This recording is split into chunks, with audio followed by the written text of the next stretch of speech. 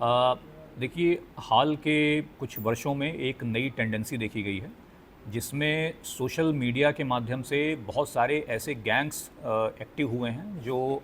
दबंगई का प्रदर्शन, हथियारों का प्रदर्शन, इस टाइप के माध्यम से भय का माहौल बनाते हैं।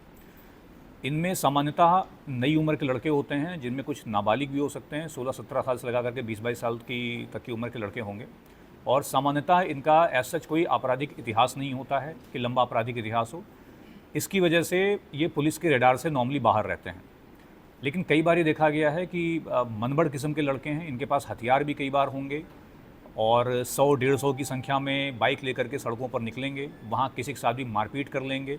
आपस में गैंग्स में भी लड़ाई होती है। लेकिन नई उम्र के होने के चलते और आपराधिक इतिहास न होने के चलते रडार पे नहीं रहते थे और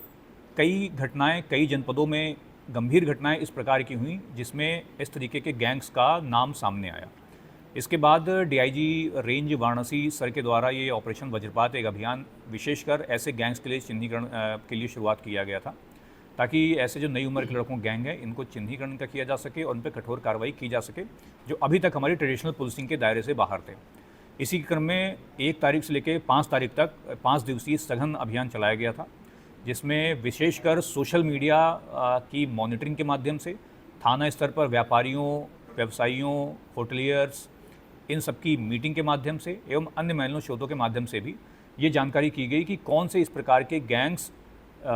संचालित हो रहे हैं जो लगातार मनबढ़ाई कर रहे हैं, गुंडाई कर रहे हैं और इस प्रकार की हरकतें कर रहे हैं। 5 दिन के इस पूरे अभियान में जनपद चंदौली में इस प्रकार के 64 गैंग चिन्हित किए गए हैं, जिनके 187 सदस्यों को भी चिन्हीकरण उनका किया गया है, जिनके नाम हमें पता हैं। इन पर 49 मुकदमे लिखाए गए हैं और 4 अभियुक्त इनमें से गिरफ्तार किए गए हैं। इन सभी के यहाँ पर भारी पुलिस बल के साथ दबिश दी भी गई है और जो बचे हुए उनके आगे दबिश दी भी जाती रहेगी, ताकि ये मैसेज क्लियर रहे कि ऐसे जो भी गैंग्स चल रहे हैं इनके खिलाफ सख्ती से अब कार्रवाई होगी। इनके गांव मोहल्लों, इनके परिवारों को भी पता रहे कि इस प्रकार की हरकतें कर रहे हैं और पुलिस की इन पे सख्त निगाह है।